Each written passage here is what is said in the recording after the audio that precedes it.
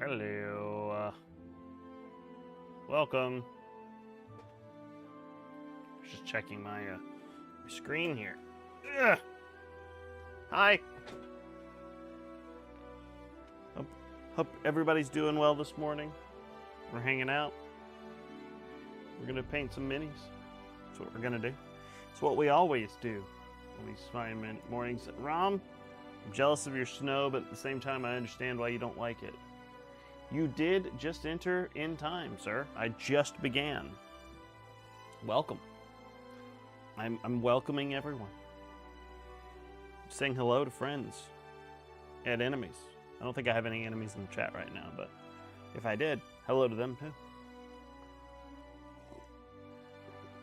Cheers to the New Year's.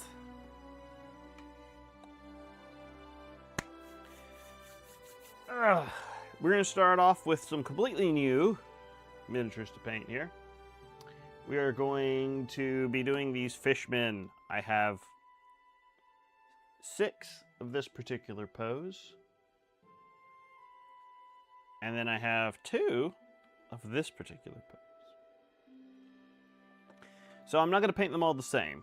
There's enough of them that are small enough that I'm like, I don't feel like just painting all these guys, just one boring, bland color scheme. Seems like a dull experience for all of us. So, yep, I'm wearing it in celebration. I just flicked my mic. Hopefully that didn't peak too bad. I'm wearing it in celebration of the end of Stranger Things. Hellfire, you know, that sort of thing. I love this shirt. I love Stranger Things. I was okay with the new season. So, a lot of people weren't, but we're not going to talk about it right now. What we're going to talk about is these lovely Murlocs, abominations that I have to paint. Yes, they very much look like Murlocs. And I kind of went with some, I decided on kind of doing some Murloc-esque paint schemes. So I'm going to paint 2 of them in a blue color scheme.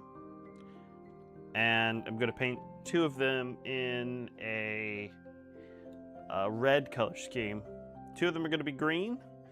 And these ones here that are kind of squiddly, I'm going to paint them kind of in a,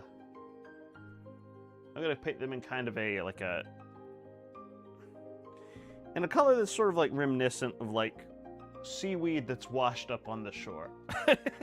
That's as best as I can describe what I have in my mind. But yeah, it's going to be fun. Yes, very similar. Very, very similar. These are the abominations. That's what they are called in Hero Quest. And they replaced a Games Workshop proprietary creature, the femur, because, well, Games Workshop doesn't own Hero Quest anymore. Hasbro does. And I'm just sweeping off. I've got some schmutz on my painting desk here. So they couldn't use femurs. Yeah. They couldn't use femurs, so they had to do something else. So the first ones we'll do the blue, and we're just going to start with the base coats on the skin. And the first color we're going to use is Cold Corpse Blue.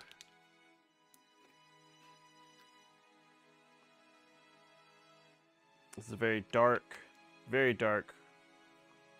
blue, and it'll be a good base coat for us to work on. I'm using a very big brush. These are very big models,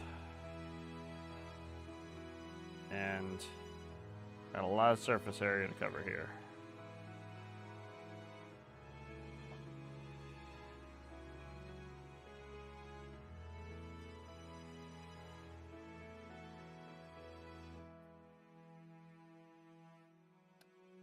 But I hope everybody had a good New Year's.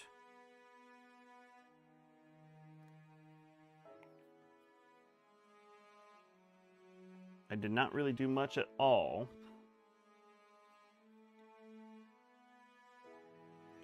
On New Year's, I hung out with Alec and Travis on Discord, and my wife and child slept.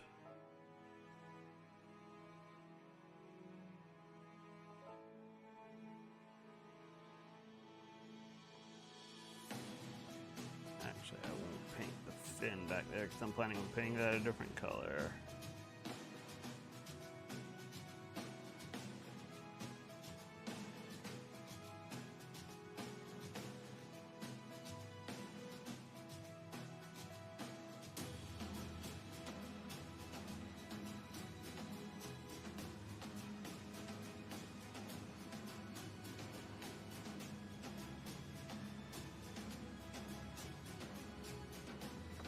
And I'll also paint those spinaties on his arm a different color.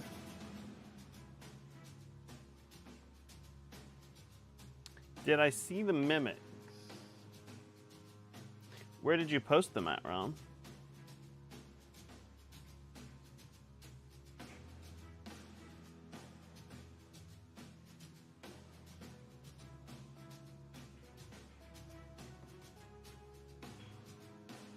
The D&D channel. I don't think I've gone in the D&D channel on the server, so I did not.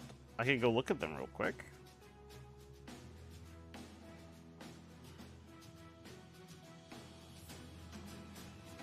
I will take a look when I get this base coat down.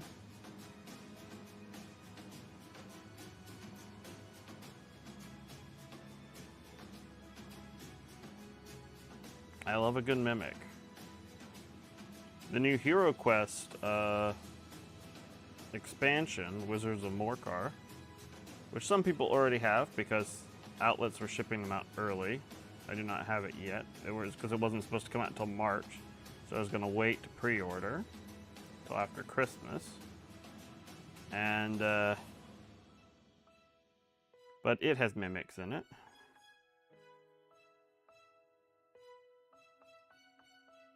Which is pretty cool.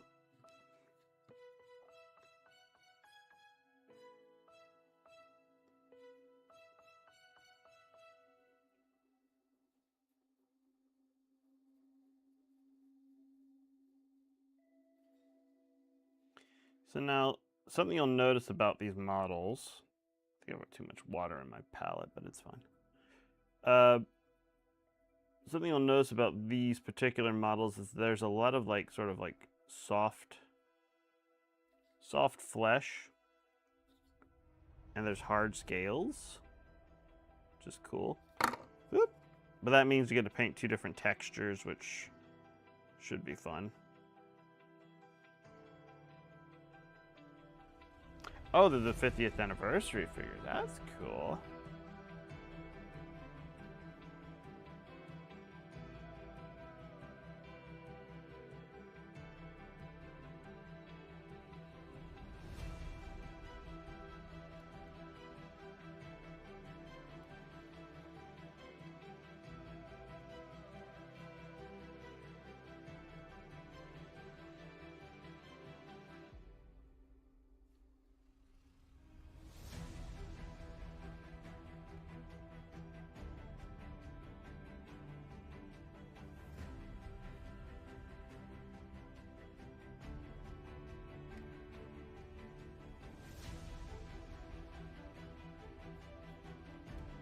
right now we're just hitting this thing with the base coat of this dark blue to get us started.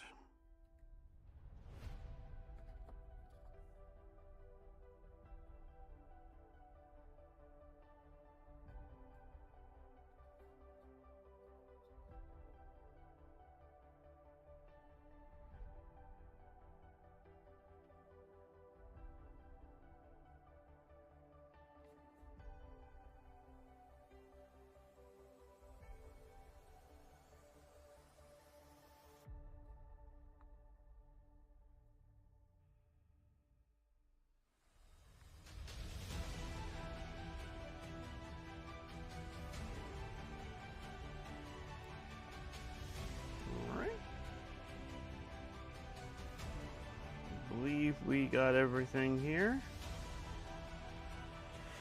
Cool, that's one. And then we'll do, oop, I can see a spot I missed.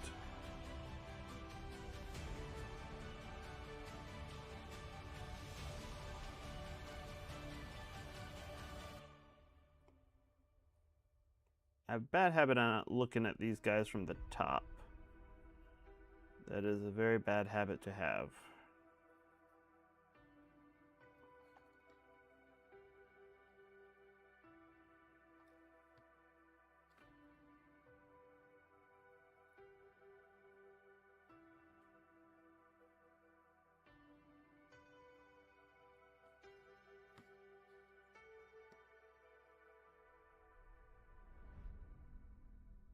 Cool. There we go.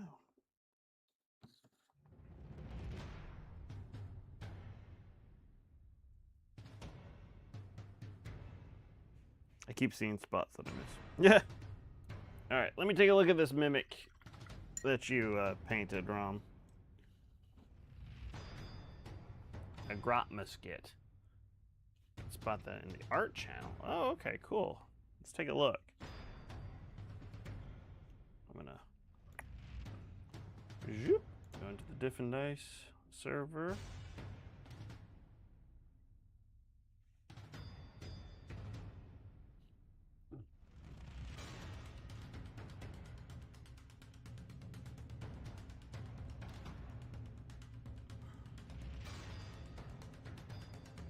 D&D, D&D, where are you, D&D?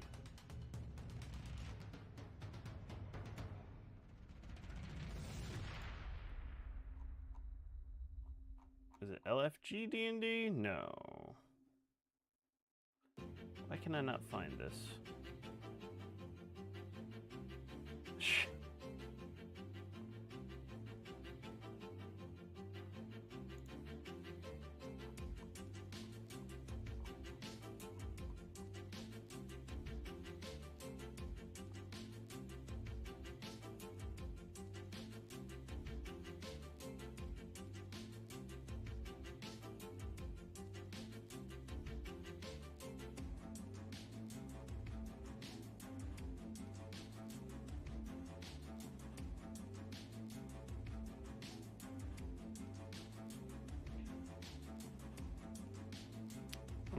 I'm trying to find it here,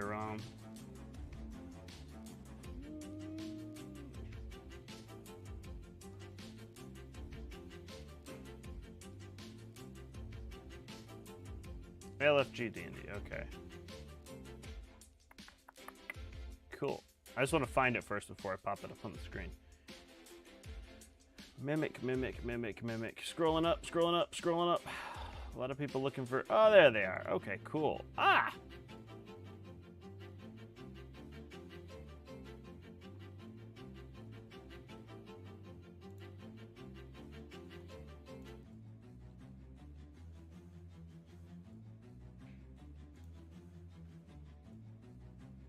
Boop. All right, so let me just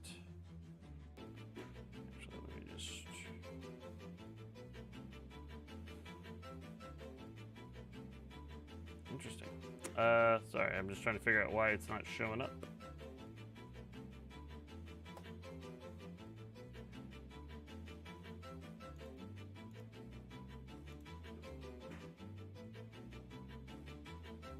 Oh, that's audio.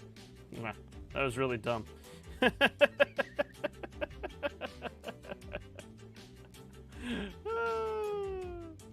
Sorry. I'm not a smart man.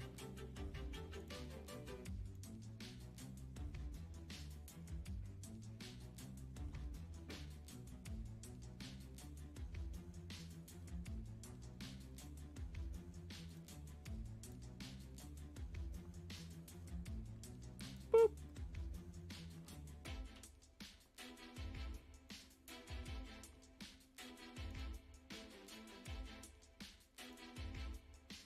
There we go.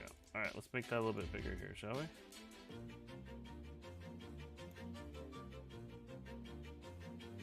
That's pretty dope.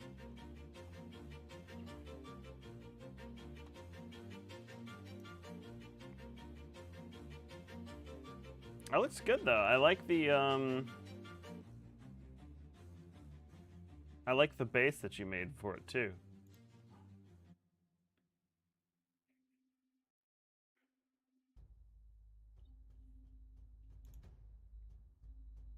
That's pretty cool, Rom. Very cool.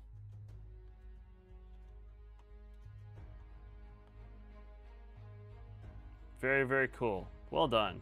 Well done. No ads.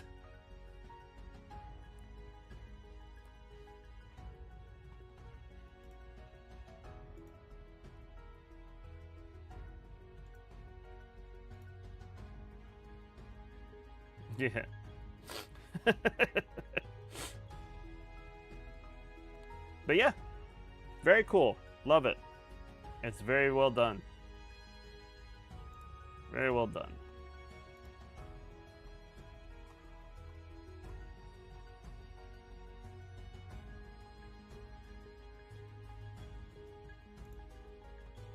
All right. Let's get back to painting.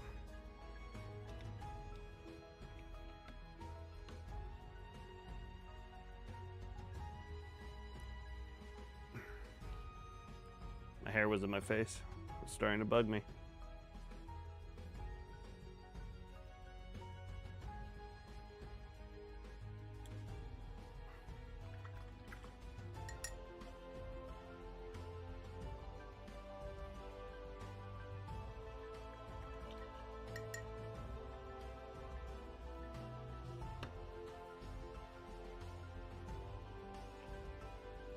Interesting. That's very weird.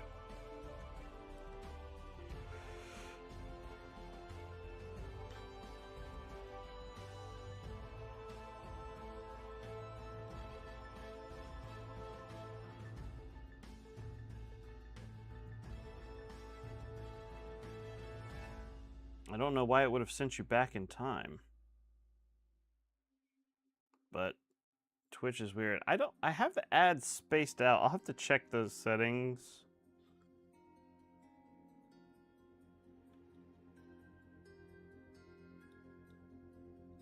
Because unfortunately, due to the nature of my streaming setup and what I stream, I don't know if I'd be able to physically run, or just like say we're taking an ad break right now and then like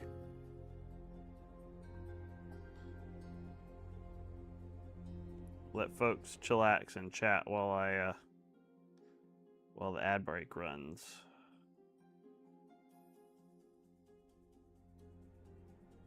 But the idea is eventually to make this my full-time gig if possible. If possible. That would be the ideal circumstance.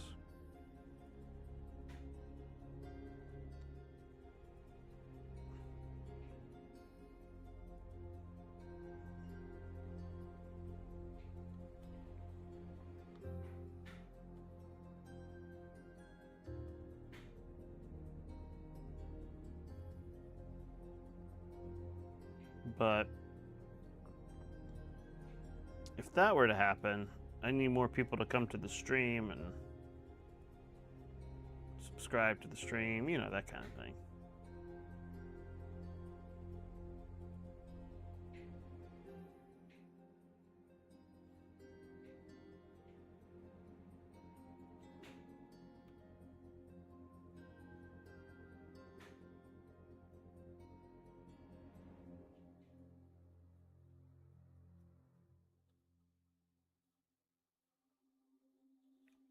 I just want chill vibes.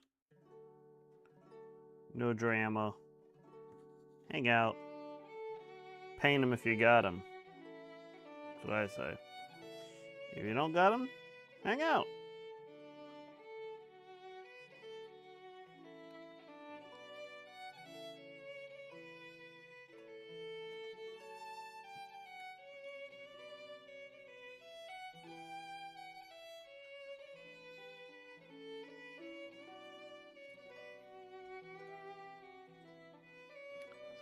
All right, we're getting somewhere on these. It looks real dark on you guys' screen, but I promise the lights are on.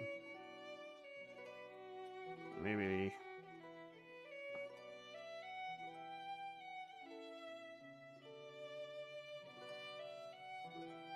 I have not changed the settings at all, so yeah. But yeah.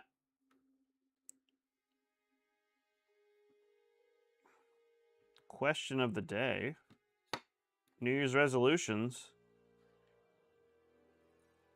Are you making any New Year's resolutions? Or is that not a thing you want to do? And if you are, what are they? What are you going to do in the new year? How are you going to change?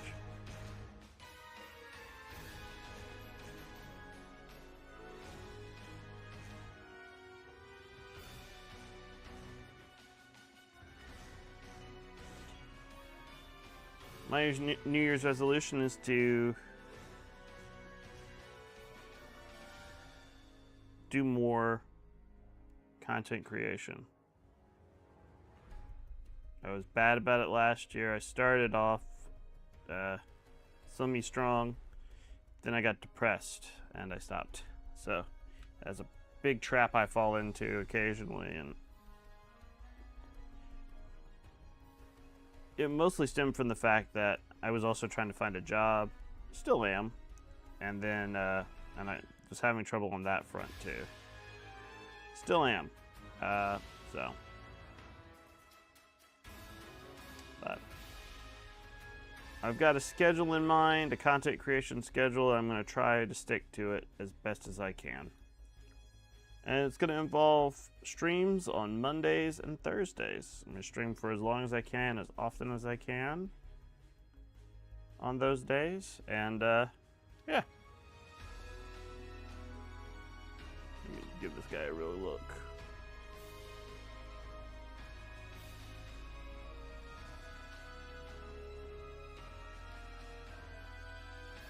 Alright, good. I don't see any glaring spots that I missed. I'm sure I'll find some as I go along.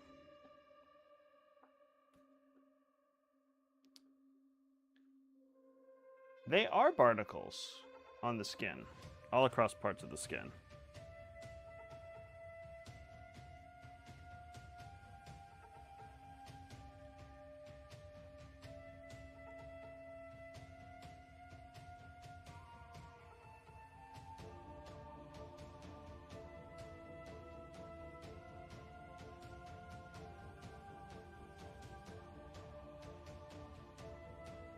Just generically trying to get back in shape and work on mental health. Hey, that's a good goal.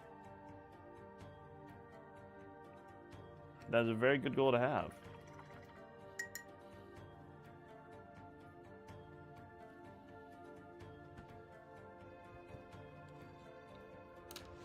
All right, next color up.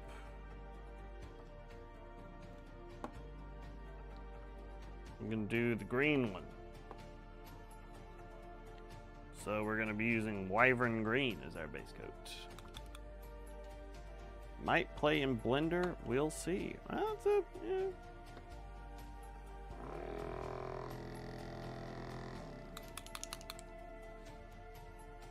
It's not a bad idea. I say learning a trade is a good thing. I joke, but I probably would I'd like to learn Blender as well myself.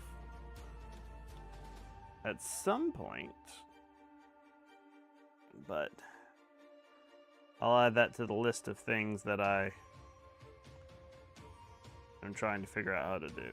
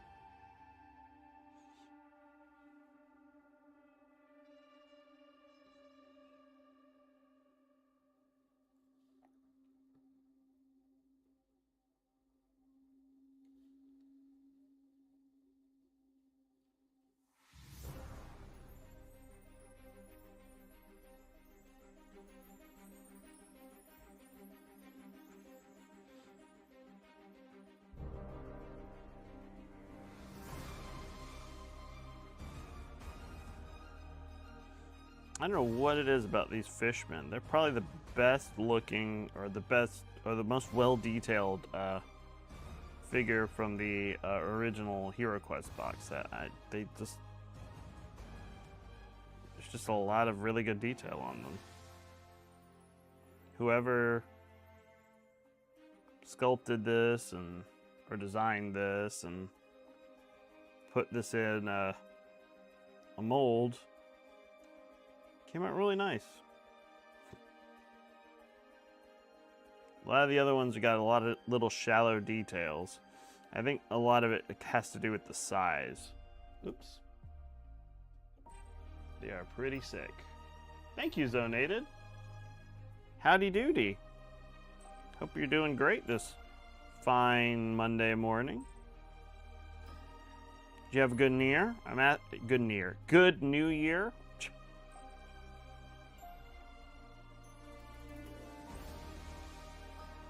Asking folks if they made New Year's resolutions. And if they did, what are they?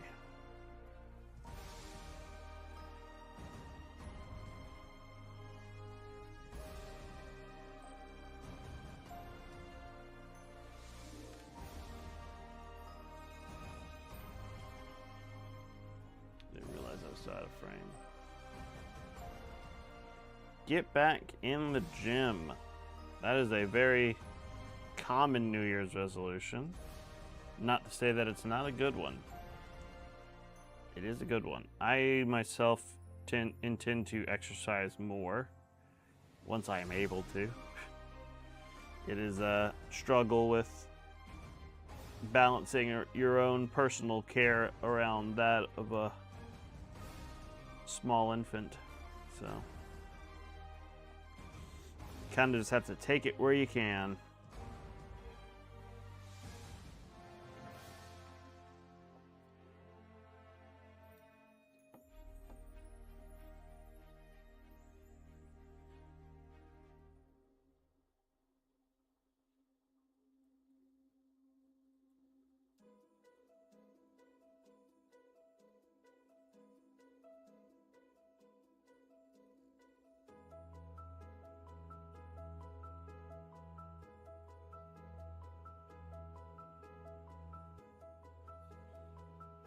I hope everybody has a good 2026, quite honestly.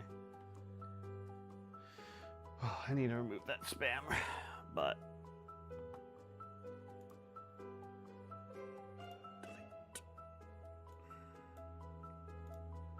There we go.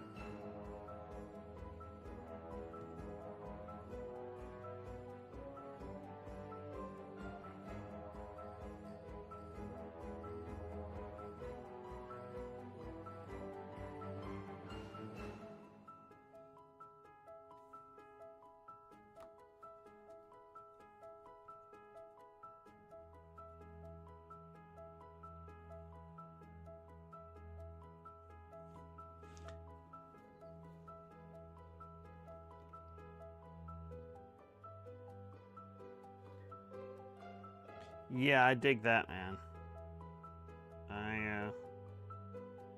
I gained quite a bit of fat myself.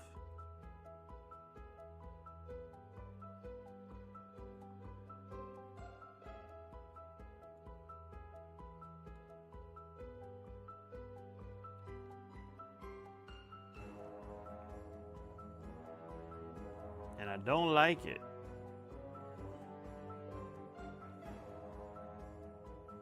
Don't care for it one gosh darn bit.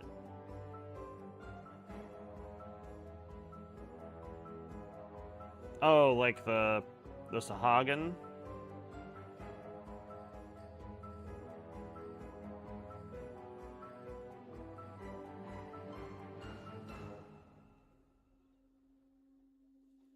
Yeah, they are kind of like Sahagin. Because they're fishmen. I mean, you know, you name a fantasy fishman, these guys kind of look like them.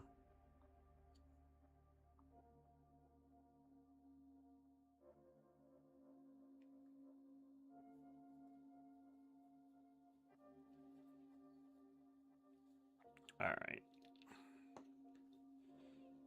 That's one green done.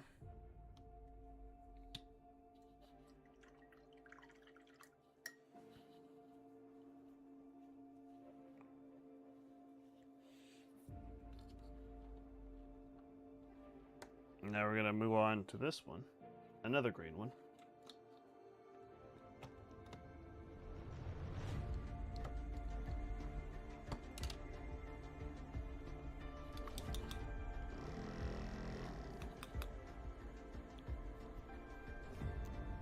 Get some more of the wyvern green on the palette because it needs it.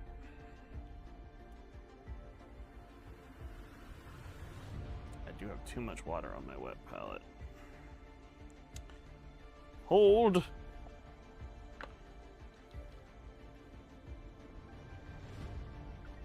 Huh?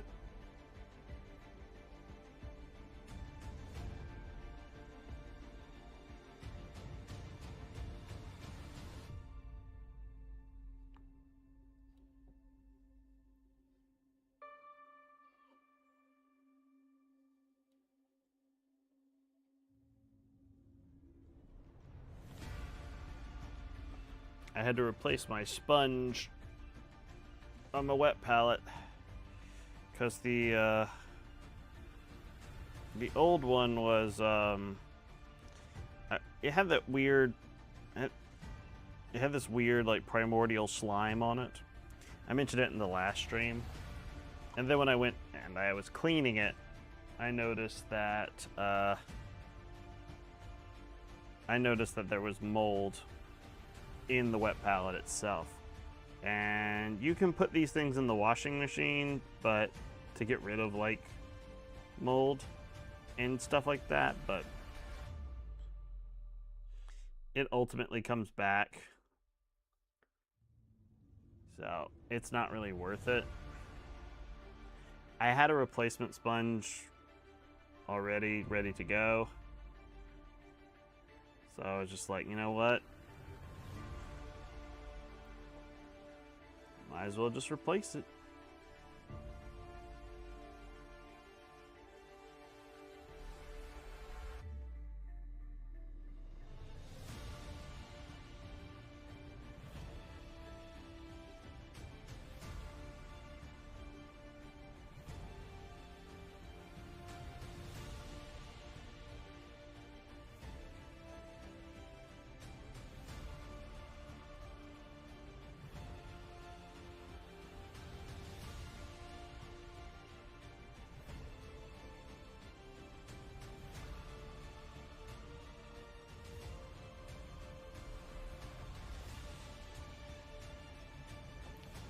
Let me check something on this camera settings. Because, like, I'm looking at it and, like, you can't even tell I'm putting paint on this thing.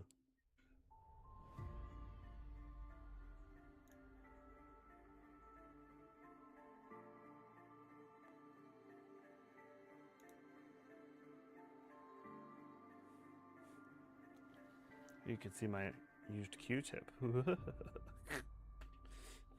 That's ridiculous. Let me just... see if we can lighten it up just a little bit. Oh, too much.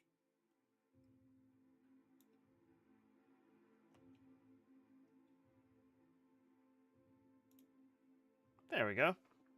It's a little better, I think. At least you can kind of see the green. I promise you, there is green. It's just a very dark green. I have a very fuzzy daughter this morning. I can hear her from in here.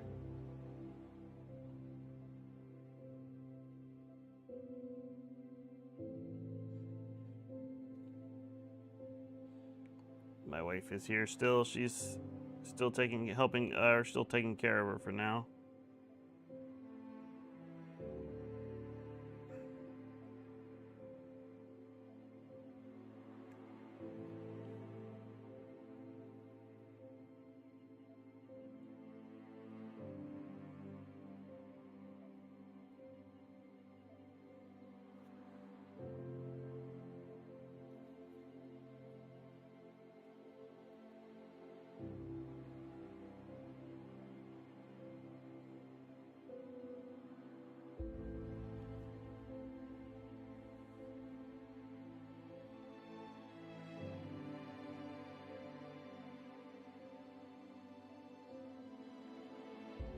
When she is not here, I will have to find some sort of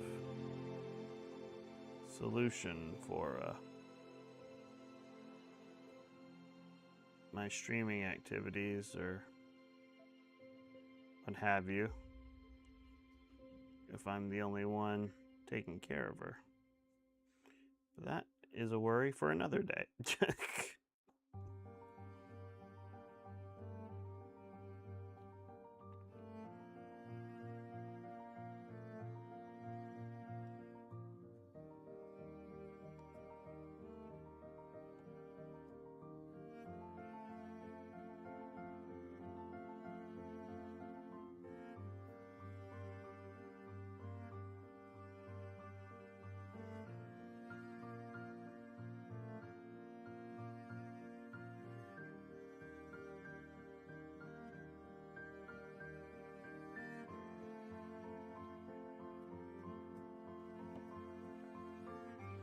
Wow, it is. Let me see if I can turn up. I don't know why it's so dark.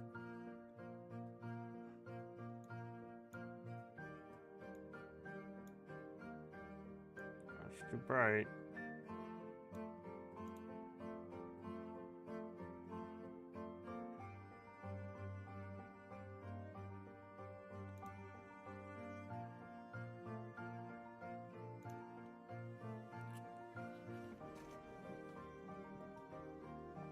I guess it's just because I'm painting dark green on black. Unfortunately, one of the necessary side effects. You can't really see the color. But I promise you, it's there. I can see it. But it is also intentionally dark.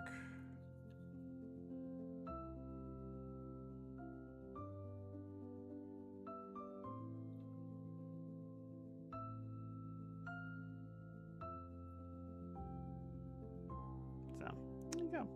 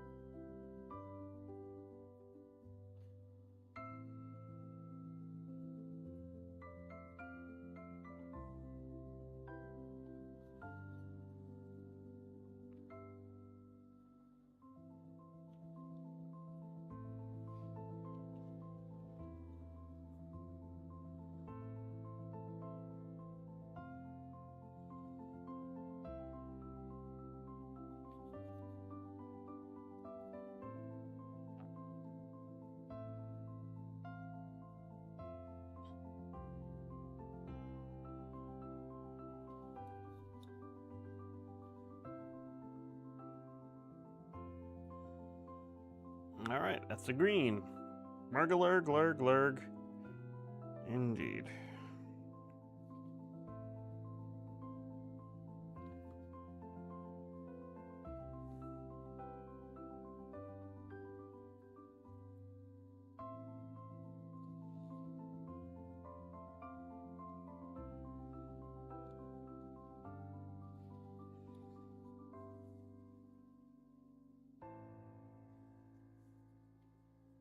Just going back and checking the spots that I usually miss.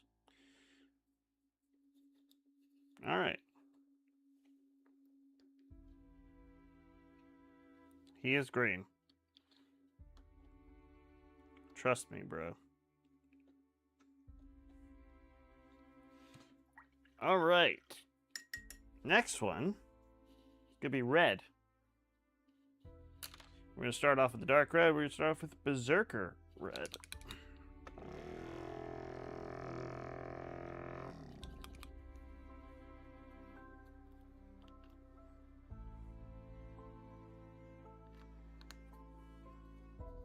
This is a very dark red.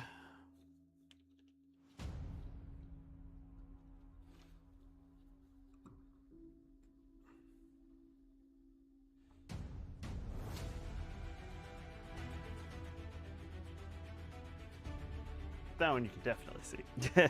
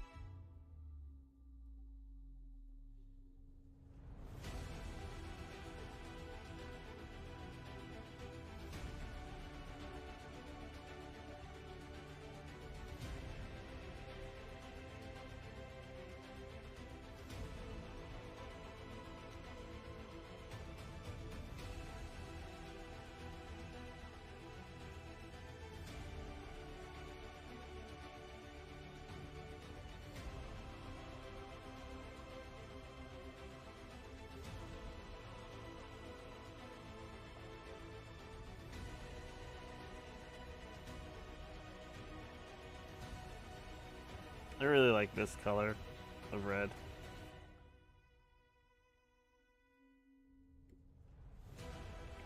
It's a very sort of rusty red.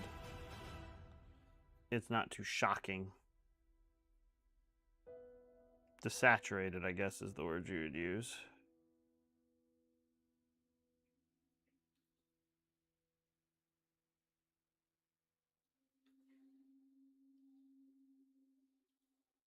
I don't know. I'm not really a trained artist, quote unquote. All my art skills and knowledge come from the internet. I'm gonna raise up this camera just a touch because these guys are kind of big and I can see that they're kind of getting lost.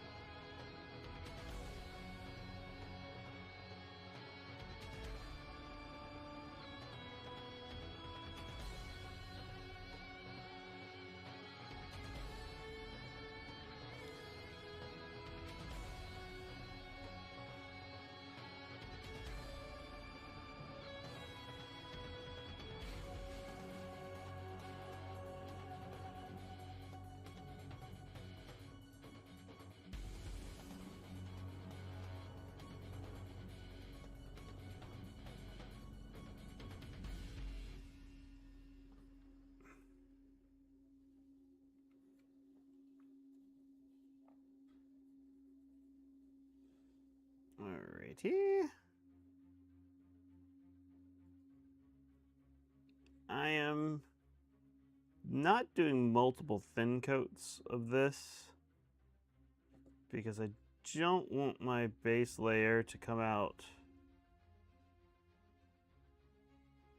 too strong. I want it to be kind of dark. So that the midtones and stuff like that that I add later are gonna stand out a little bit more. This is just really to lay the groundwork. And the coverage on this paint is pretty good, so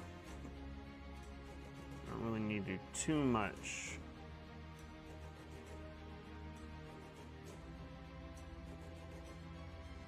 There's some spots it looks like it's thinning out a little bit. That's okay.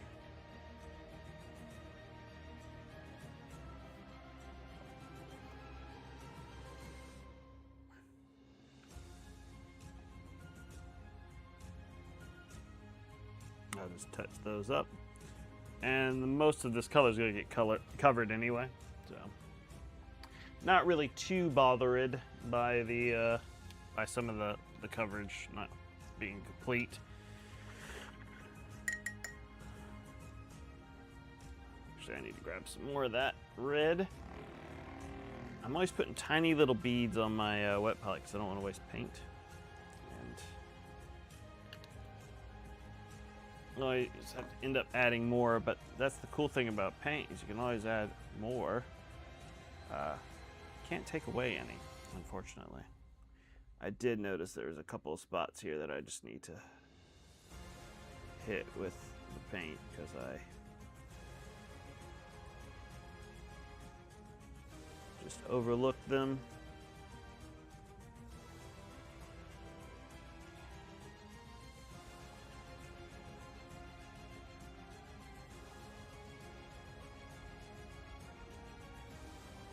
All right. Next red fishman. There's 2 of each color. I explained this at the top of the stream when I was explaining when I was painting today. There's 2 of each color because I have 6 of these baseline abominations, the ones that come in their set for everybody. And there are 2 alternate sculpts that are very squiddly that I'm going to paint their own color, which is going to be kind of like a I described it as dried seaweed or seaweed that's washed up on shore. That's my plan, at least. So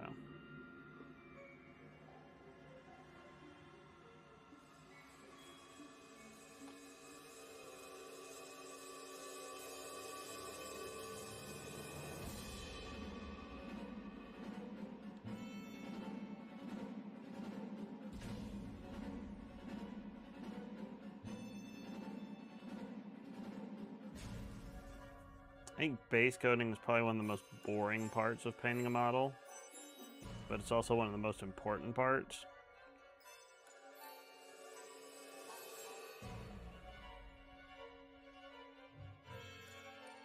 Because literally you're just painting one color, you're just painting it all over. But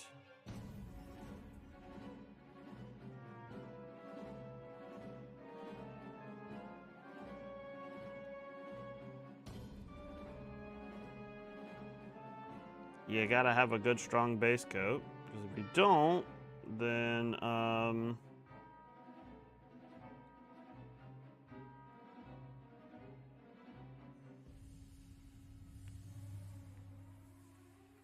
the rest of your colors aren't gonna look good.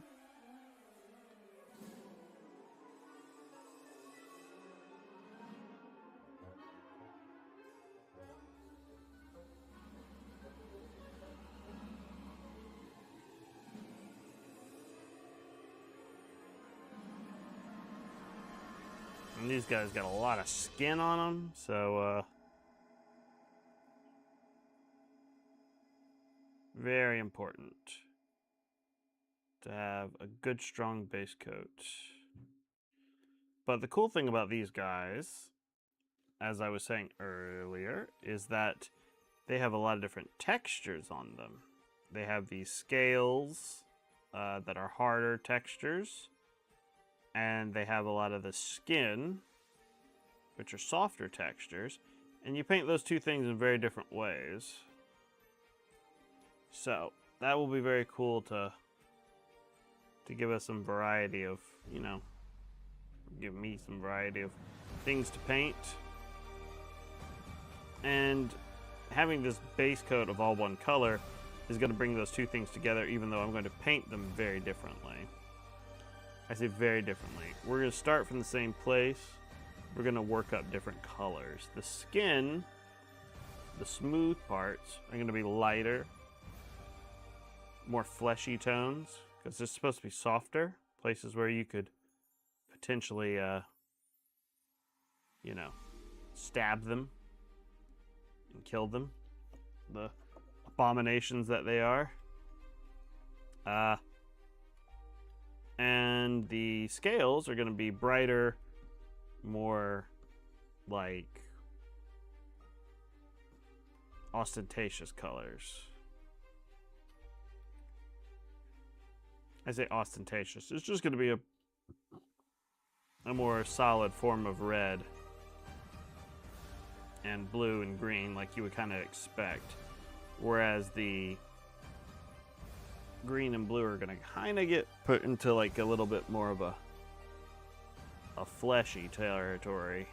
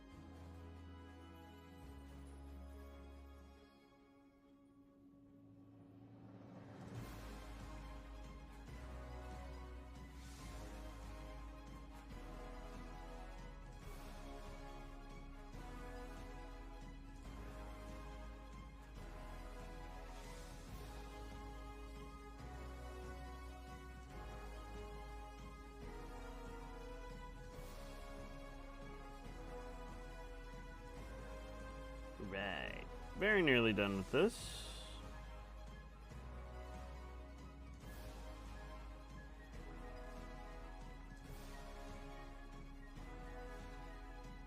Resisting the urge to put more paint on my palette.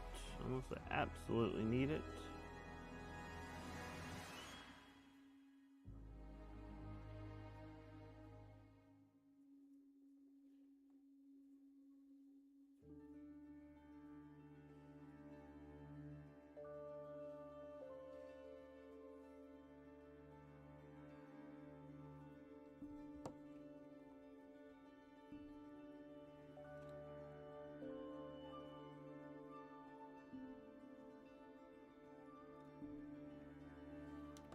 Alrighty, I believe I've got everything. Some spots up here that look like they just didn't get hit because they're in with like a ton of barnacles and stuff. Alright, cool. So that's all the red one's done. Alright, now for the gross seaweed ones. So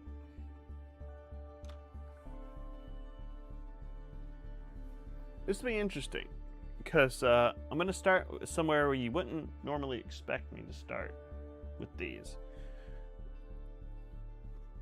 They're eventually going to be sort of a browny green, but we're going to start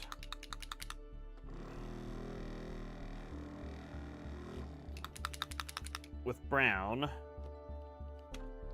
but we're also going to add just a touch, just the teeniest, tiniest, ittiest bit of, where are you? Orc hide to it. And the reason why is because this brown is too red. It's too red brown. It's too warm to be the color that I want. So I need to add some greeniness to it in order to properly create a good base color for this. Normally I wouldn't mix a base coat because that is a pain in the ass, but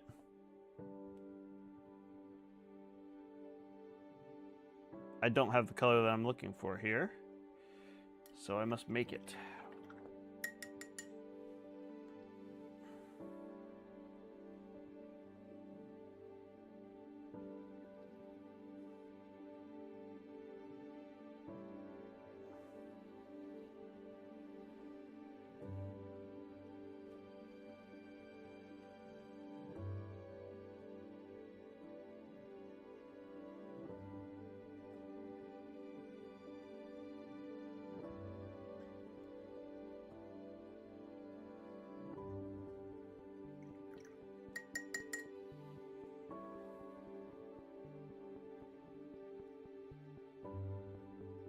There we go.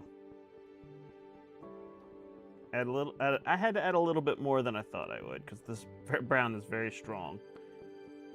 And honestly, this is a very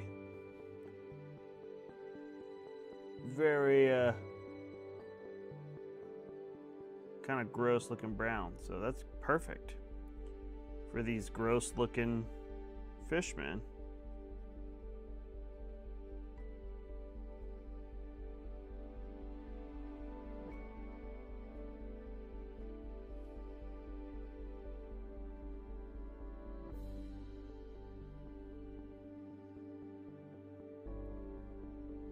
They're all covered in barnacles and stuff. It's like almost they've been sitting and waiting for a long time for something to stumble upon them.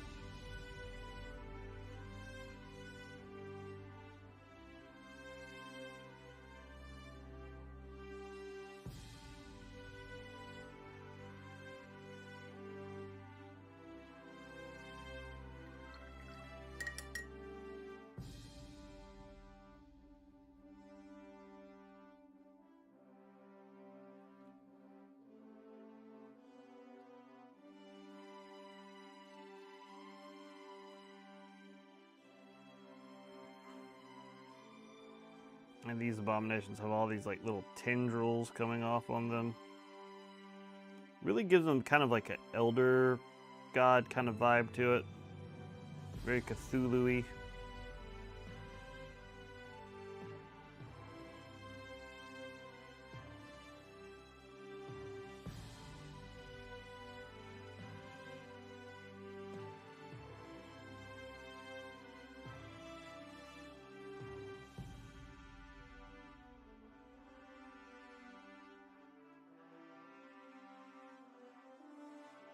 I'm coloring the tentacles kind of the same on here because I kind of want to make them look like they're covered in like seaweed and stuff.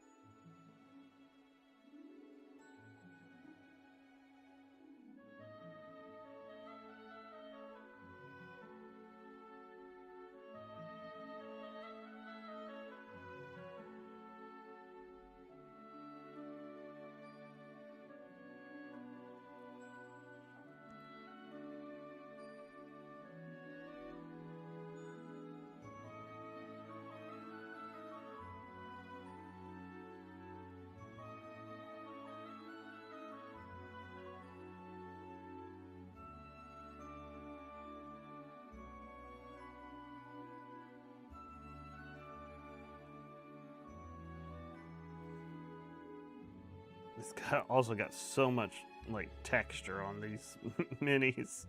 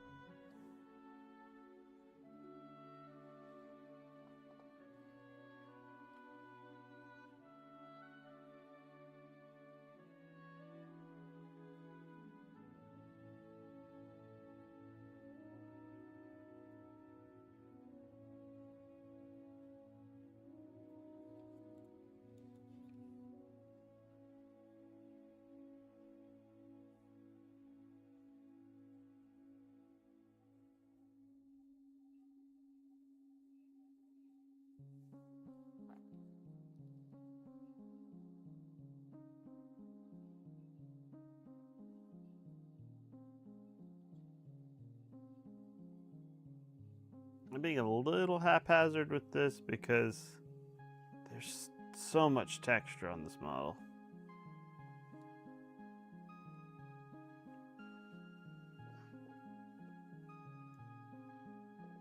Yeah, very nice. Yeah, that's how it always goes.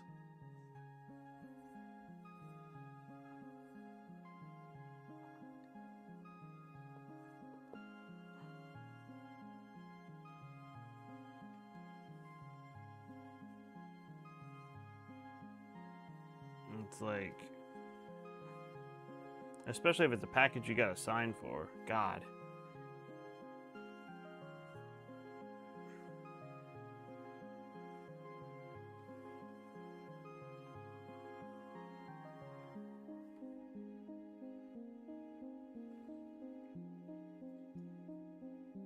I remember when I was getting my new phone,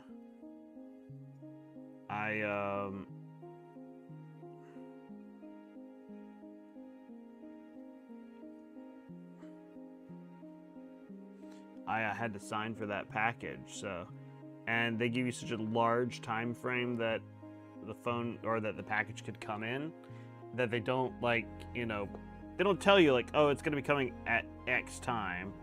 They just say like, oh, it's coming between a span of like 6 hours. So be sure that you're home at that time for us to sign for this. And I was like, well, thank God I'm, able to do that, because if I didn't, there's absolutely no way I couldn't work a job and wait for hours to sign for this package. And the other thing was I had to stop and wait, I was like, I can't get in the shower because what if the guy comes when I'm in the shower? Yeah, that sort of thing. You're kind of like, you're beholden to the packaging or to shipping company at that point, and you're like, I can't do anything until this package gets here.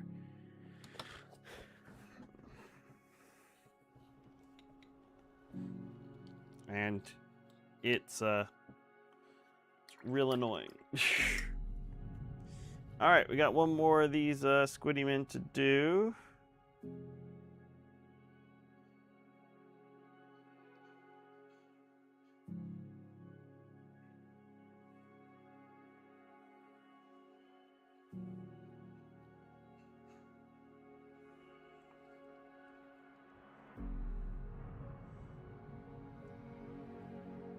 It's currently 11:30, so I could probably move on to some other stuff for a little while.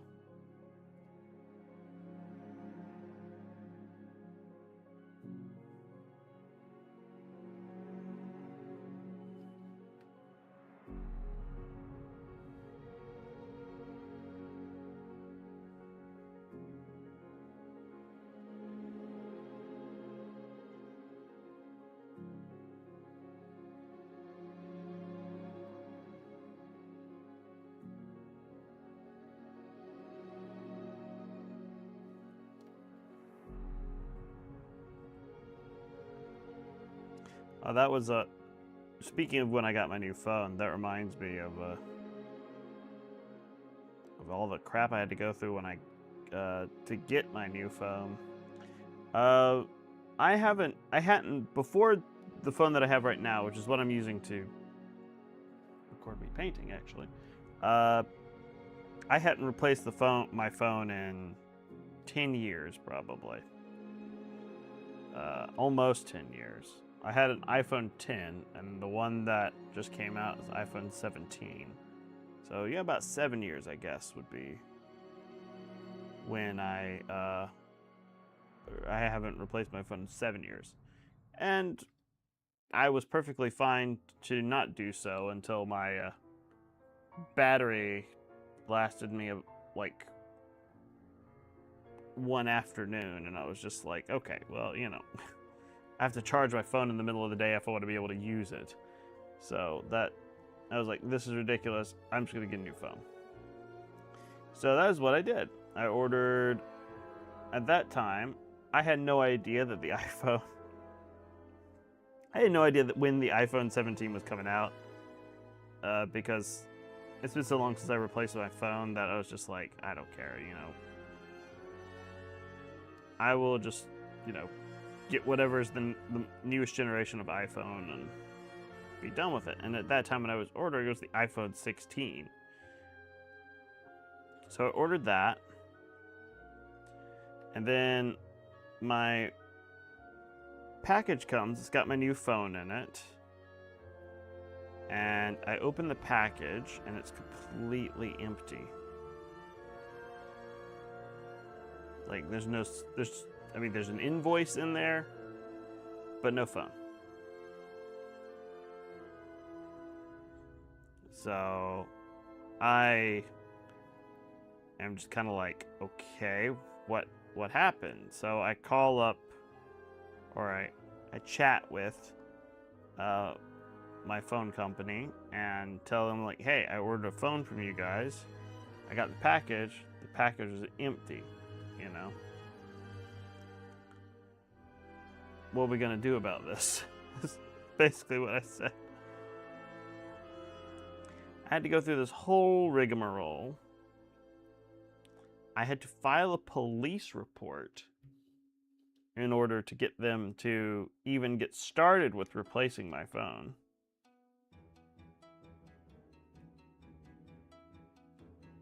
Even though I need to get some more brown on my palette.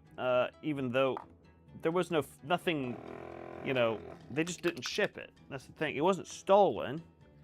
They just didn't ship the phone. And they finally start the replacement process. And once you know it, basically what they do is they don't replace it in that situation. They just refund you your money. And they're just like, you know, okay, here. You never got it. Here's your money back. Which was fine. I was like, okay, whatever.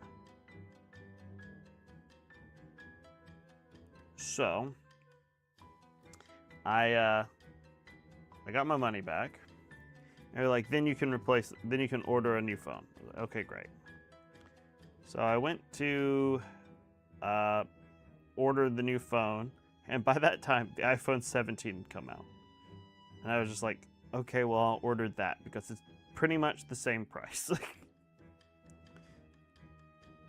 It was ridiculous, but in the long run, honestly, Silver Cloud, I got the most recent version of the iPhone instead of just, settling for the past generation. But I didn't know when the iPhone 17 was coming out. So I would have waited for that had I known, but I didn't.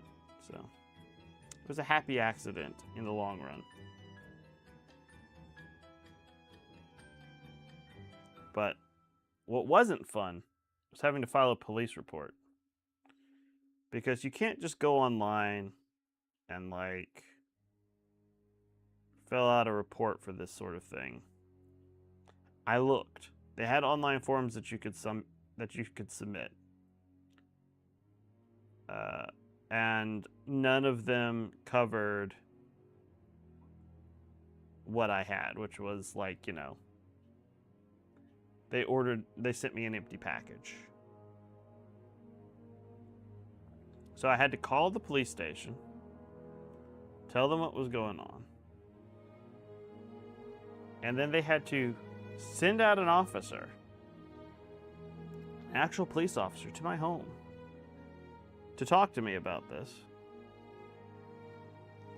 And I've never had a positive interaction with a police officer for any reason.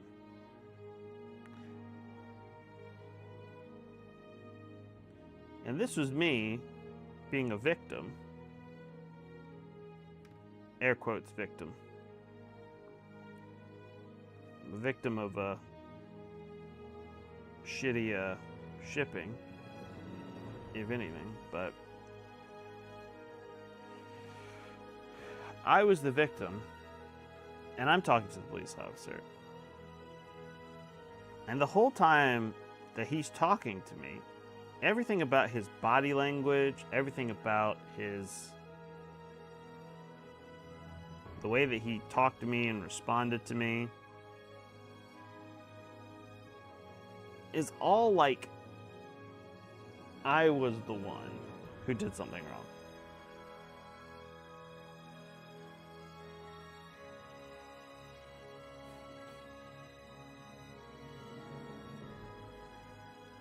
Everything about it said, you're the one who's at fault here. You're the one in trouble. And I'm just like, I didn't do anything. The shipping company, or the phone company, didn't send me a phone.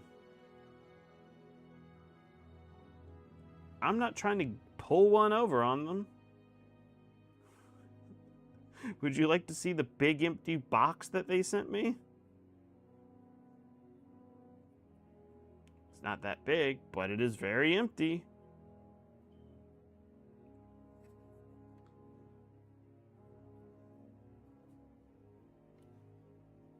But I mean, this guy, he's probably he was probably just in the area, of course, and he was just like, what do you mean I gotta take a police report for this schmuck who just didn't get the phone that he ordered? So he's probably pissed off already.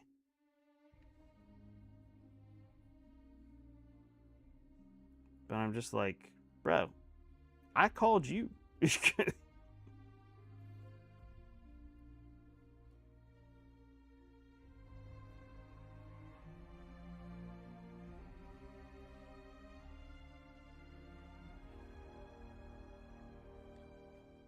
But anyway, that was one of the least pleasant experiences of my 2025.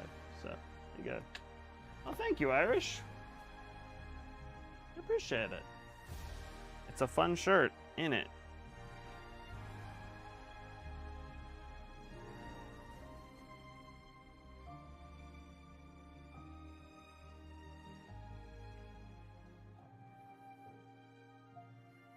All right, so that's all the base coating done. Hooray! We can move on to something else. Alright, so we'll start with the fleshy bits on the skin. So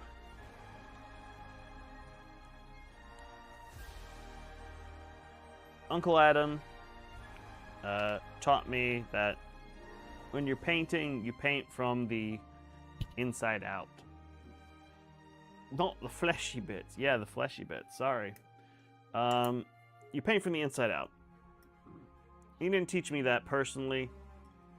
I learned it from watching his videos. These guys, that means they're fleshy bits of skin. So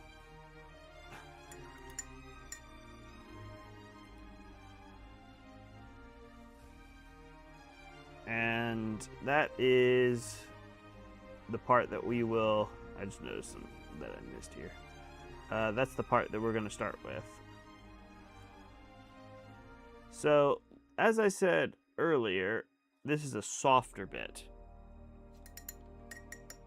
So, it's going to be painted with softer colors. And what that means is that we're going to go from, it's all right, buddy. You're okay. You hang, you go in, you go out, dipping and diving. That's fine. I do not care. I want people to hang out and not feel obligated to hang out. So that's all. All right. So our mid-tone color, that is what we're going to eventually be building up to, is going to be ash gray. So we're going to mix this ash gray with our base coat color, which is the Cold Corpse Blue. And this is going to be mostly Cold Corpse Blue. So I'm going to do like a 2-to-1 mix. And this is just to create a transition. This is going to lighten it up significantly, actually. So I might add a little bit more of this Cold Corpse Blue because I don't want it to be too stark of a transition. That's better. Okay. So we are going to leave the darkest bits. These are abominations, Irish. These are fishmen, basically. We're going to leave the darkest bits, our Cold Corpse Blue. Dude, we got too much paint on my brush. But we are going to really get this color on most of it, except for the very, very shadowed bits.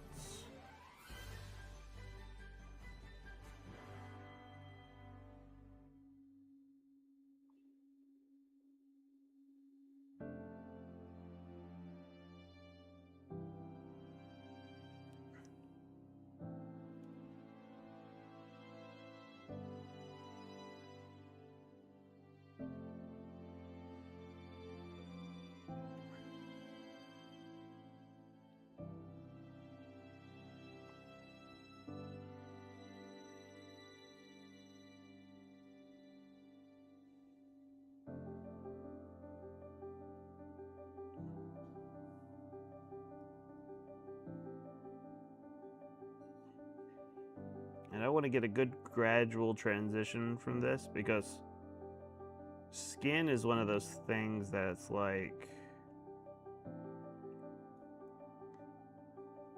some people love to paint it, some people hate to paint it. Me, I quite enjoy painting skin. It's one of my favorite things to paint, quite honestly. Sounds really weird, but I don't know, I like the transitional textures and stuff like that. I like it more than painting like hard surfaces like armor or whatever.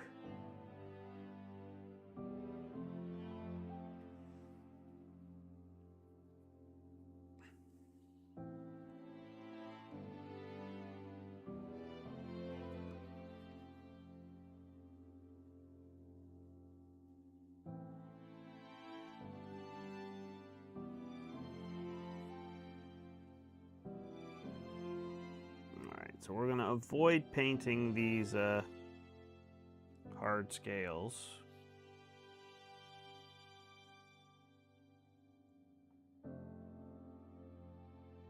Kuatoa? I thought they were Sahagin.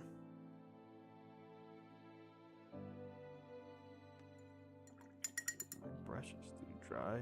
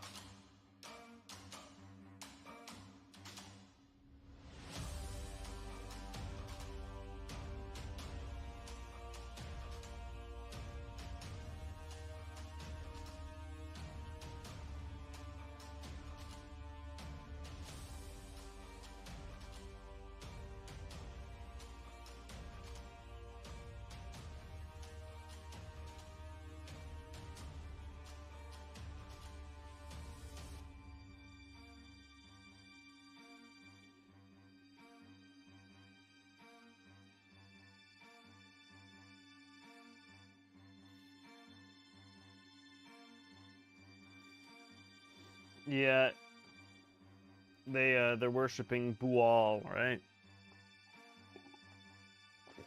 Bual, Bual.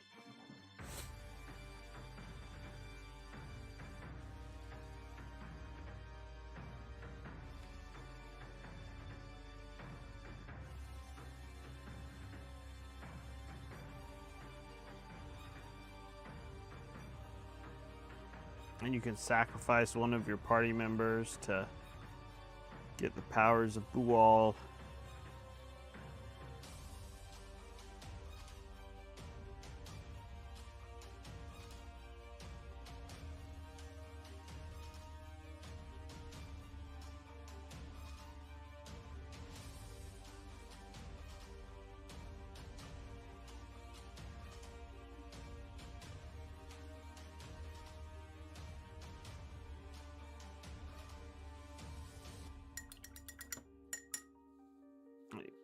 I think I need to get some more water.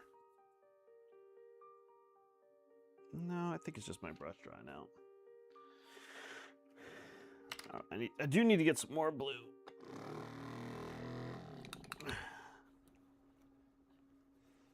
But yeah, I like that little area in Baldur's Gate 3. It's one of those. It's very secret. Probably if you hadn't looked it up, you probably wouldn't know it's there.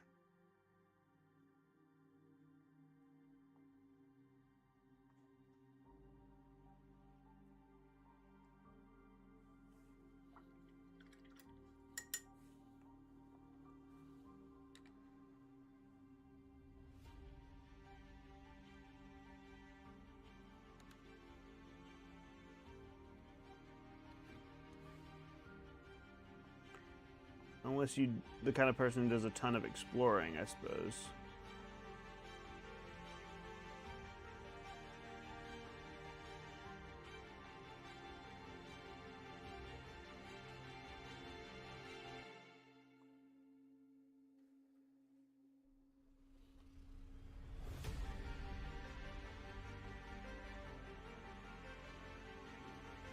I did watch the Stranger Things finale.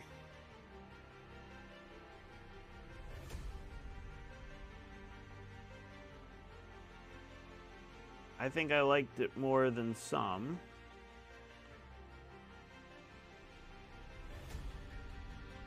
I'm not mad about it like some of the internet. But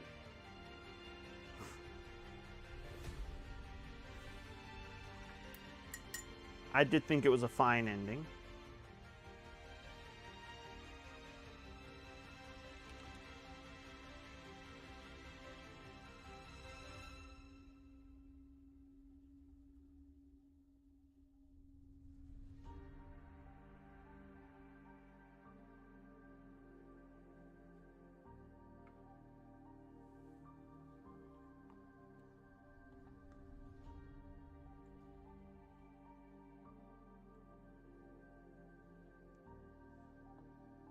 I honestly think that it doesn't matter how it ended, somebody was going to be pissed off one way or another.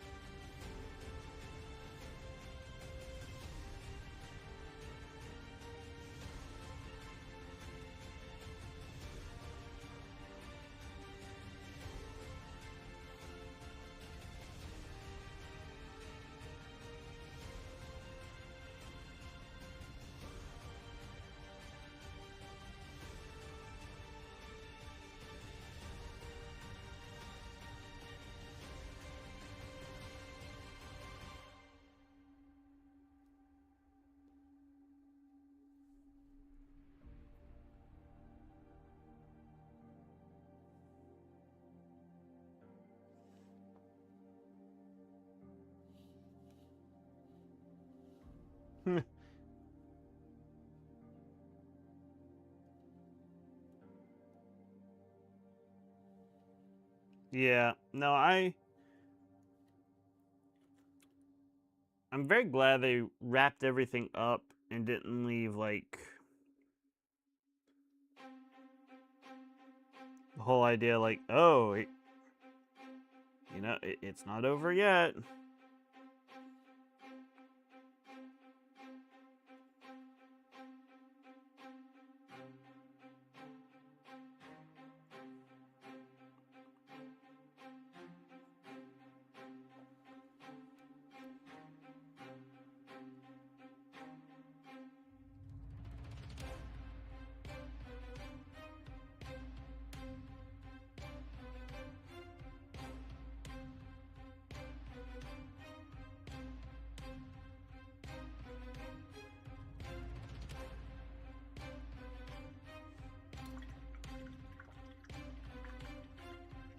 Yes, Game of Thrones had a very dumb ending, and it was. Yeah, overall, I think Stranger Things is a pretty quality series. I think we experienced a lot of loss early on in the series. We had Barb in season 1. We had Bob in season 2. Well, spoilers for Stranger Things, if you've never watched it and you're in the chat. And then season 3, we had Billy. Season 4, we had Eddie, which I think was the biggest death because everybody loved him. And I think season 5, killing Kali was fine. Nobody liked her really that much anyway.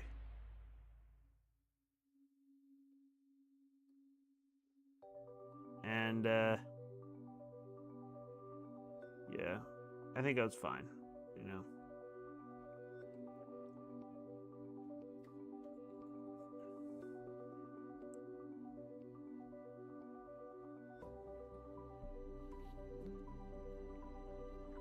Yes, not as many people perished as I thought would as well, and I think that was one of the big people's problems, is they were like, they were expecting a high body count for the season, and there was literally almost no body count.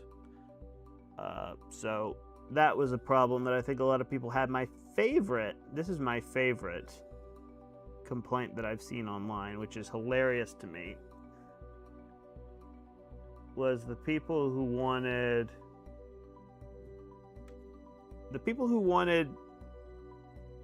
Henry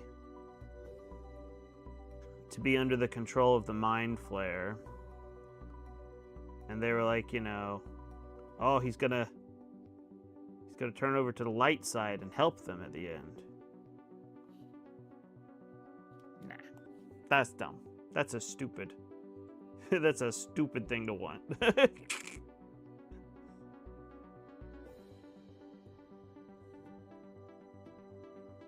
You really want to take out the stakes in the series? Nah.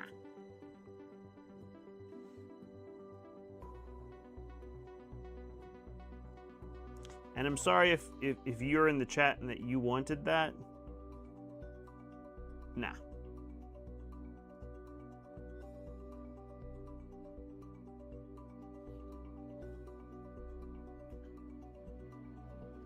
They did. They did, and I think that's the reason kind of why they did it, is because there are some people who probably were thinking, like, you know, oh, you know, he's like Billy. He was controlled by the Mind Flayer, and he was made to do bad things. And maybe he's not all bad, yada, yada, yada. But I'm glad they doubled down, quite honestly. They doubled down and said, nope, he's evil.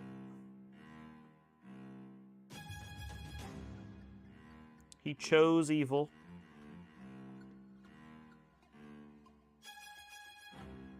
And it's good. It's good. It was a good thing they did that. Because I think it would have been kind of silly for them to go back on that at the 11th hour.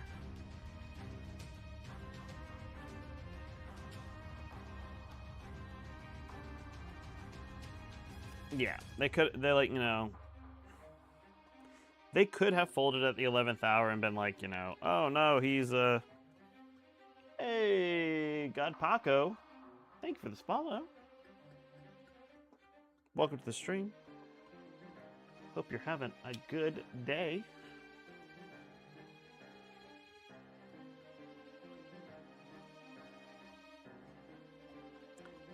That would have been a very silly thing if they had gone back on that, because they're kind of like, you know,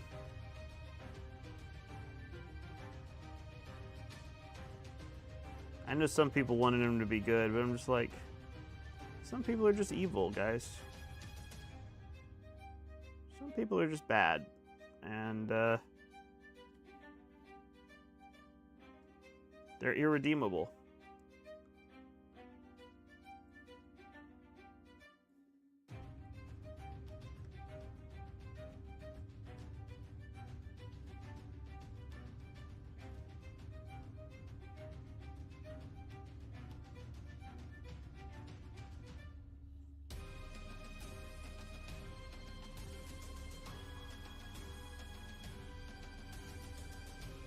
Yes, that is very true. It would have left the door open for some very, very difficult to resolve storylines if they would have gone that direction. He would have had to die one way or another.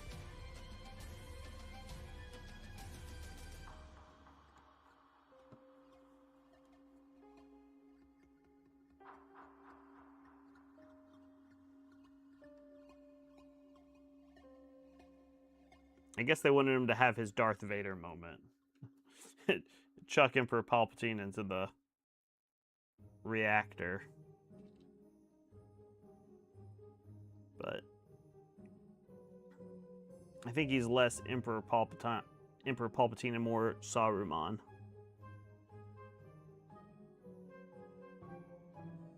Or less Darth Vader and more Saruman is what I meant to say.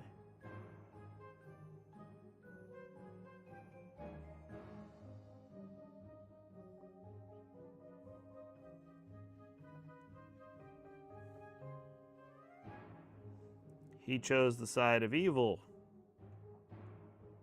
And he stuck with it. A wizard should know better!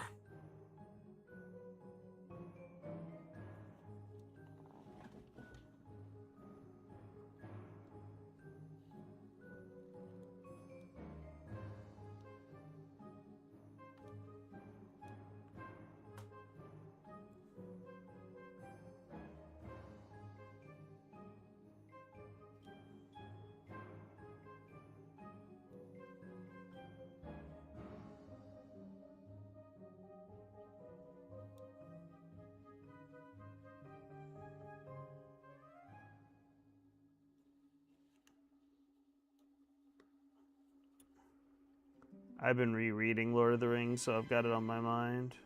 It's always on my mind, honestly, but I've been doing a lot of rereading of Lord of the Rings, and so it's fresh on my mind. So put it that way.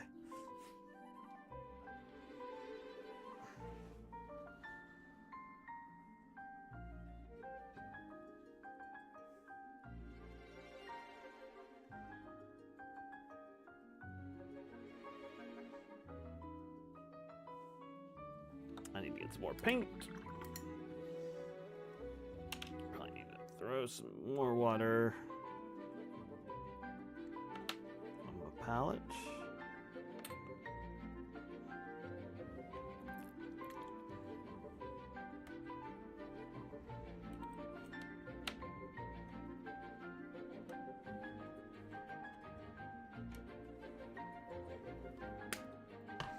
This is starting to dry out just a little bit. The paint, that is.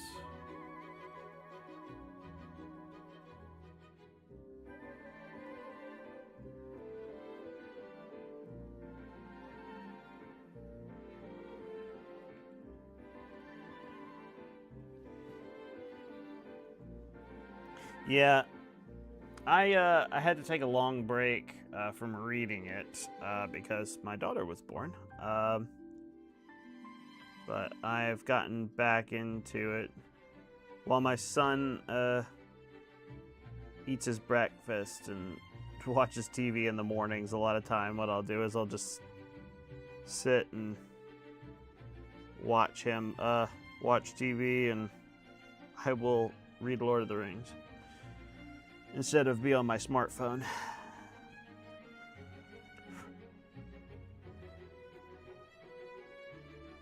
Which is what I did previously, is I would just get on my phone and doom scroll.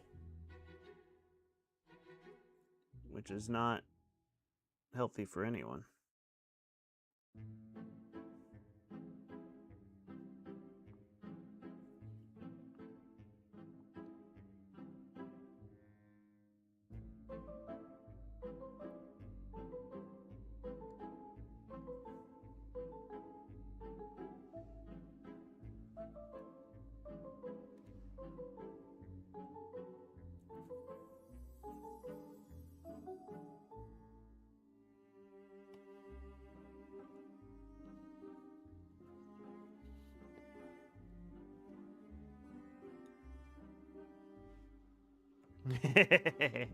Yeah, I think we're all kind of jealous. I think we're all kind of guilty of that.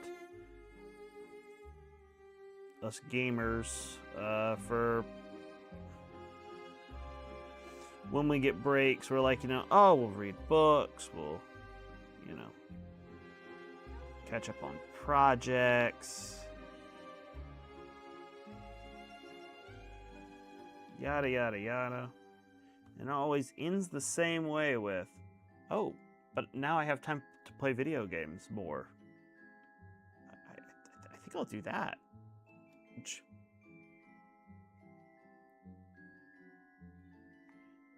And you always end up doing that. And that's the problem I have, too. I'm just like, oh, I'll do X, Y, and Z, and then, nope, I'm just going to play video games.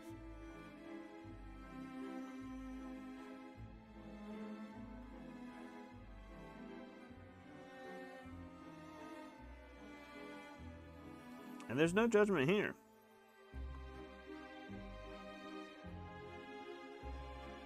Your leisure time is yours. The world's hard enough. Perfectly understand wanting to escape it for a while.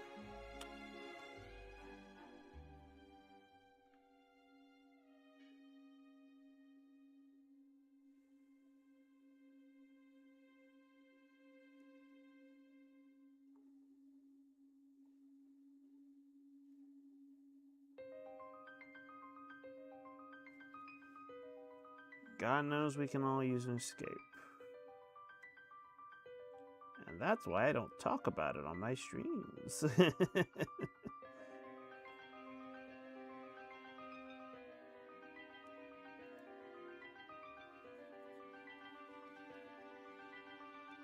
Alrighty. I think I just need to get the legs.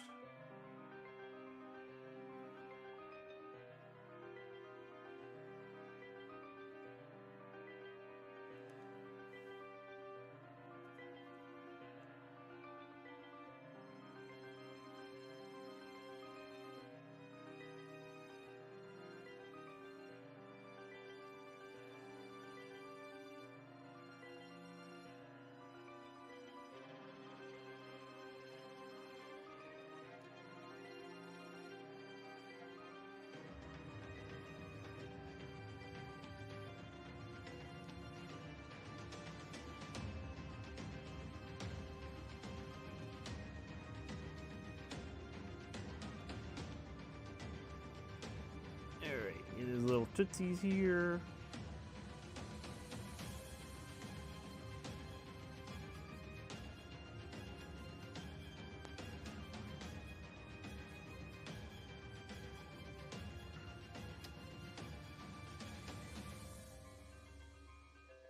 Got Monk and Ninja to 30. Excellent.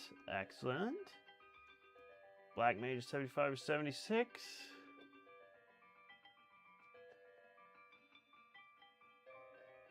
I don't think there is a yellow mage in Final Fantasy. There's a red mage. There's a blue mage. Black mage, white mage. In some of the games, there's a green mage.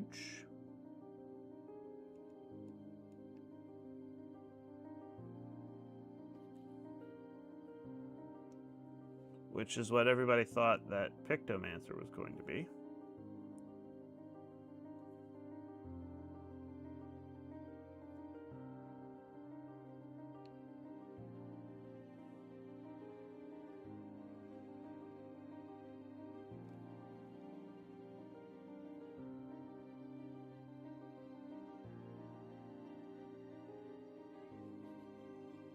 And that's about all of it. Those are the only colored mages I can think of in Final Fantasy. It's the ones that I'm familiar with.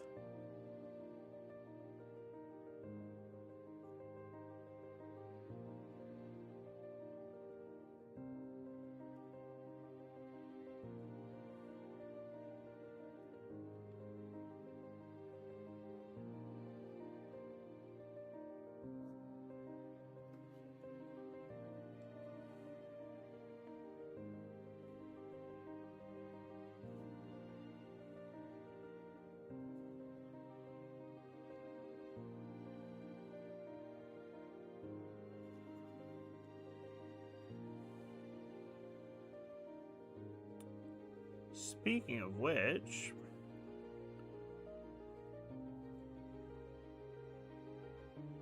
about Final Fantasy, I have not been playing a lot recently just because it's hard for me to pick up and put down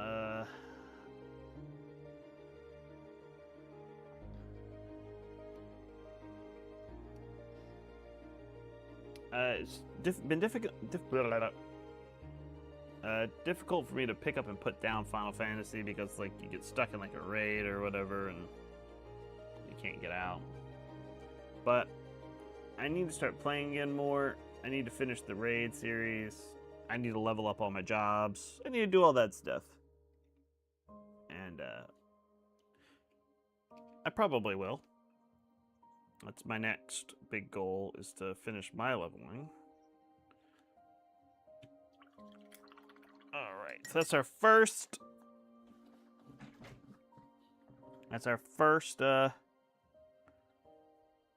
transitional layer. So now what we're going to do is we're going to build up that layer again. I'm just focusing on the blue ones first. We'll do the green and the yellow at some other, and the green and the red at some other point. And for this next transitional layer, we're going to add a little bit more ash gray to the mix. We want this to be lighter.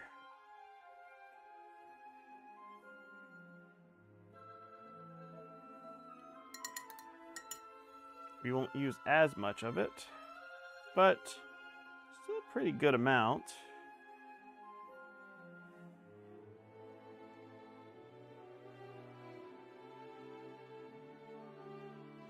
And we're just slowly building up those layers of color to make it look very soft.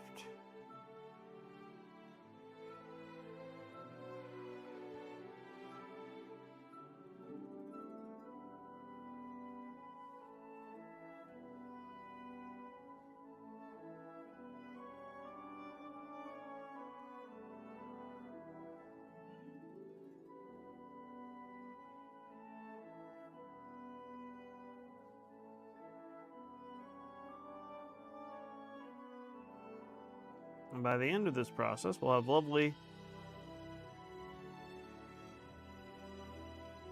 soft-looking fleshy bits.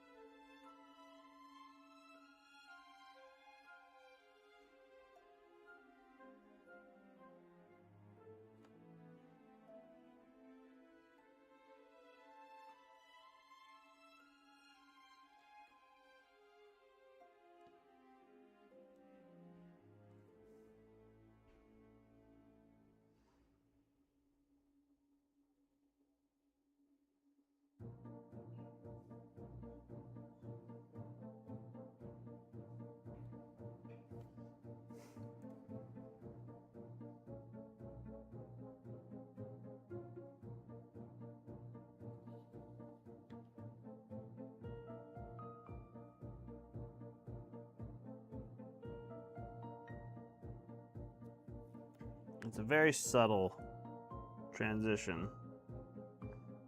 If you're looking at it, you're like, what is he even doing?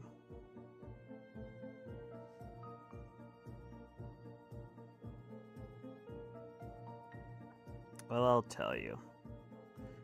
Putting far too much work into models that are for a board game. I have been a busy dad. That is very correct, Irish. And I'm very glad that the content will always be there. But I'm also very excited for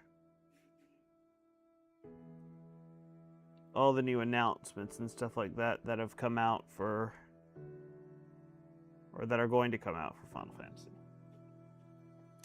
I'm looking forward to FanFest, of course. The announcement of the new expansion.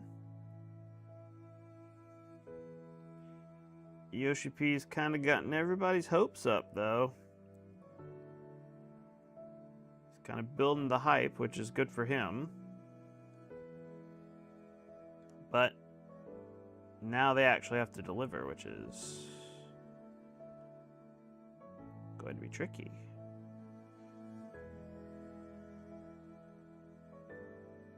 Because he said in one interview, I think it was with Famitsu, I'm not sure.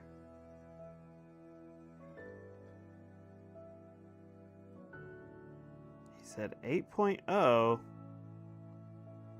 is going to be like a realm reborn again. It's going to be like revolutionary. So I hope he's not overselling it.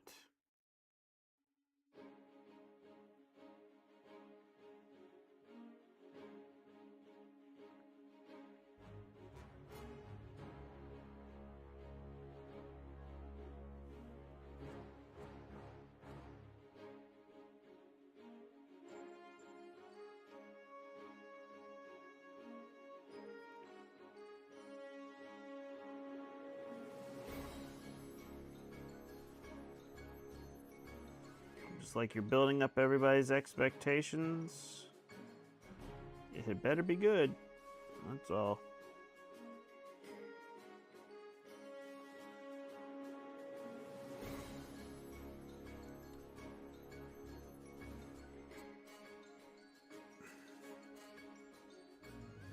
But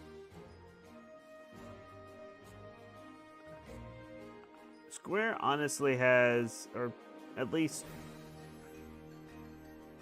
the creative unit, at least has a pretty good track record of keeping their promises eventually.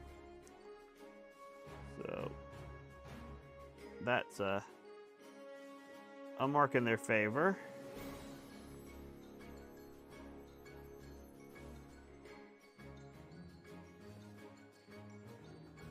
What I'm personally hoping for Final Fantasy XIV's next expansion,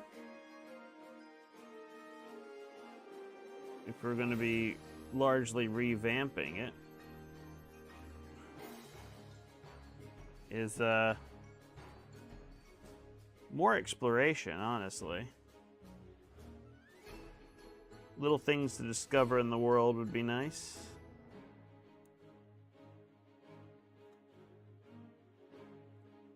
Incentive for going out and exploring big open areas.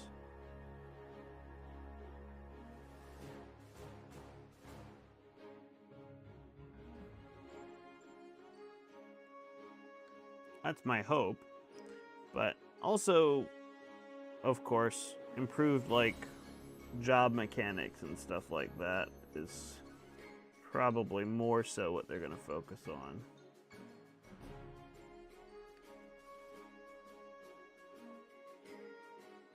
They're probably going to do more about, like, you know, job identity.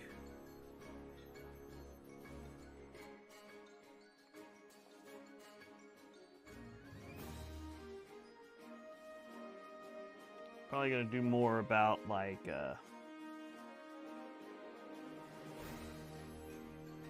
character customization. They kind of alluded to that in an interview that they want to do more with that. So I'm wondering if they might be working on updating the engine. Because they are still using very outdated engine. They're using the old Final Fantasy XIV engine. And they kind of just forced the spaghetti code into what they wanted it to be.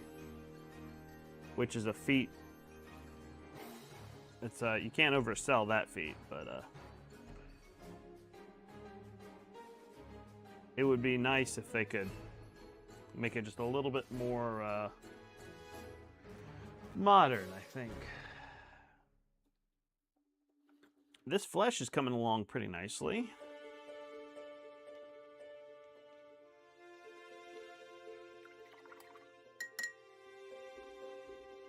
Alright, so we just got one more of these guys.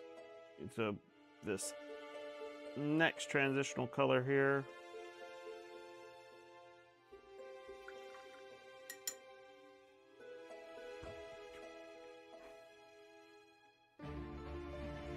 It's almost 12:30. Probably gonna have to knock off soon. Eat some lunch. And attend to some fatherly duties. But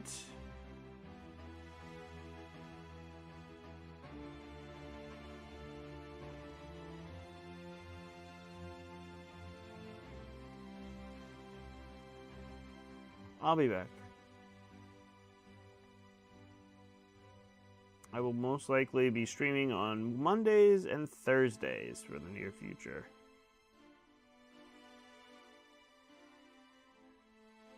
If that changes, I'll be sure to let folks know.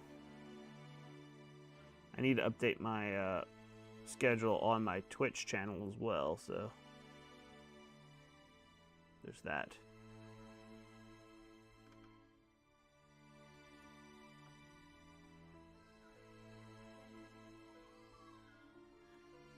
I just keep hearing my daughter fussing and I don't know what her problem is.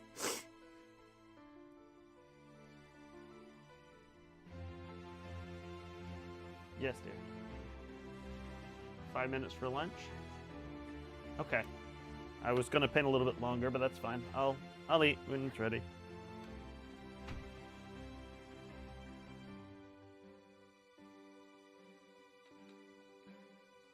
I just got the 5-minute warning for lunch.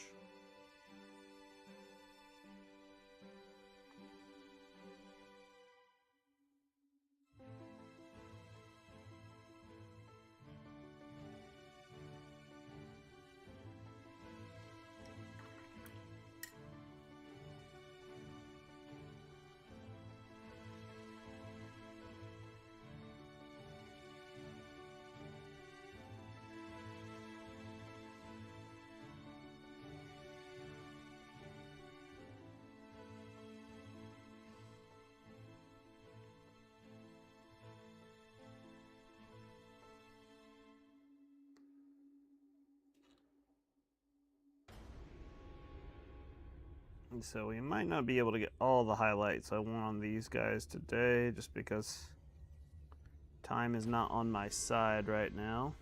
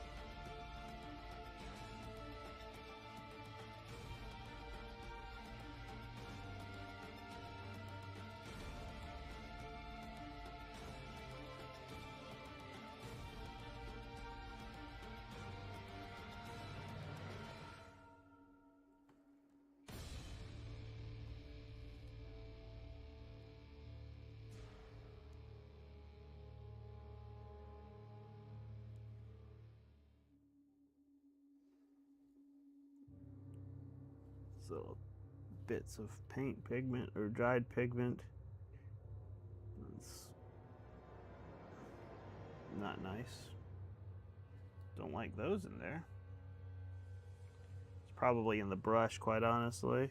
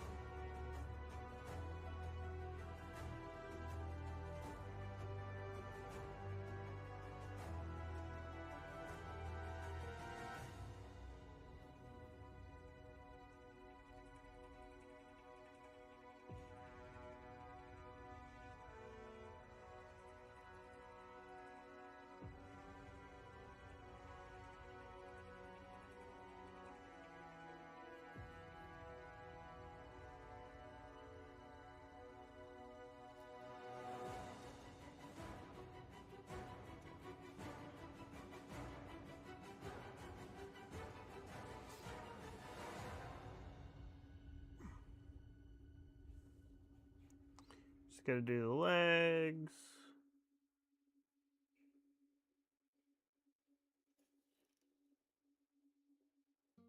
And then this transitional layer will probably be done.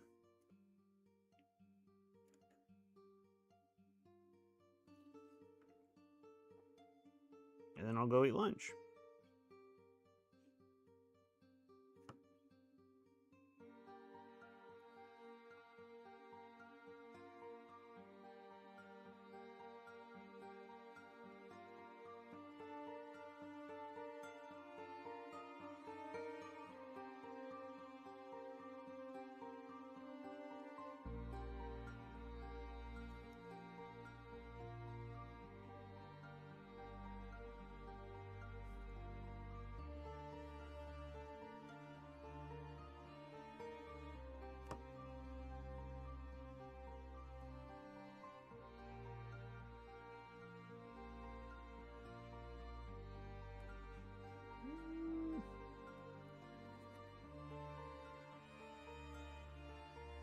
Alrighty, so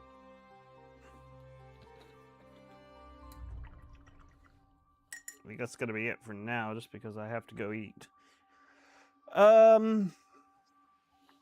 What do we do today? Let's review. Gonna swap over to this, and then we're gonna go on a little trip here.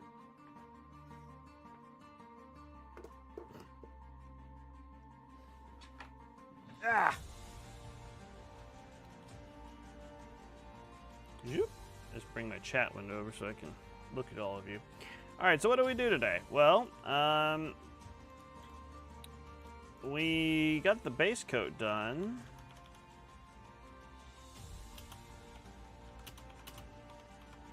And, there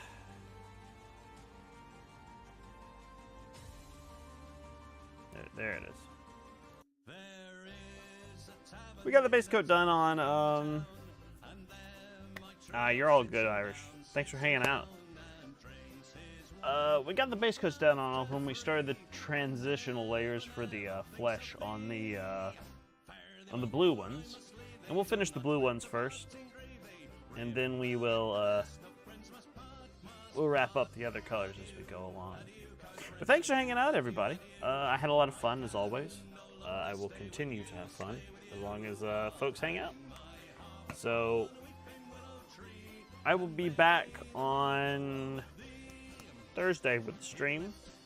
I'm going to try to get a good schedule going on here and a consistent time that I'm starting. But we'll cross that river when we approach it, because children are unpredictable. All right, folks. Thanks for hanging out. See you on Thursday. I can no longer stay with you, I'll hang my harp on a weeping willow tree, and may the world go well with thee.